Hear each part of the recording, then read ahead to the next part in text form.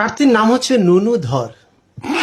বললাম নুনু ধর নির্বাচনে দাঁড়াইছে পত্রিকায় হেডলাইন নুনু খারাইছে।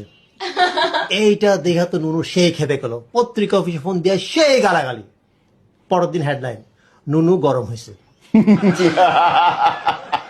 এইবার যে নুনু যে দাঁড়াইছে, ওর দলের সিনিয়র নেতা যে রানিং ভাইস চেয়ারম্যান, সে কিছুই জানে না।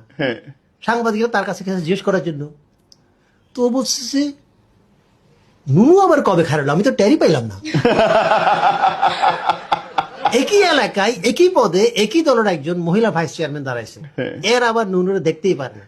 মহিলারা বিক্ষোভ মিছিল আই সেই করে মহিলারা আবার সাংবাদিকদের কাছে ওর বিরুদ্ধে অনেক কথা বলছে। পরের দিন হেডলাইন মহিলাদের সন্তুষ্ট করতে পারেনি নুনু।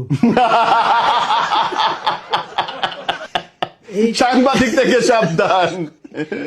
এইটা দেখে তো মহিলা কাছে খেপা খেপা সাংবাদিকদের, দেখেন এটা কি করলেন, দলের মধ্যে গ্রুপিং লাগাই দিলেন, তার সাথে আমার ব্যক্তিগত কোনো রেশারেশি নাই, না হেডলাইন চেঞ্জ করেন। কি পরের দিন হেডলাইন নুনু তো সন্তুষ্ট মহিলা, মহিলা চেয়ারম্যান প্রার্থী নুনু তো সন্তুষ্ট। এখন দেখা গেছে কি এটা লিয়ে আরেক গেঞ্জাম লেগে গেছে, দেখা গেছে দুজনের মধ্যে গ্রুপিং চলতেছে, দলের থেকে একটা বড় নেতাকে পাঠানো হয়েছে এই ঝামেলা মিটমাট করার জন্য। যে আসছে তার নাম হচ্ছে কালীধর। কালীধর আবার নুনুরে দেখতেই পারে না, কারণ কালীধর একটা ফেসবুক পোস্টে নুনু কমেন্ট করছিল, এত শুকনা পাশা লইয়া হাগেন কেমনে।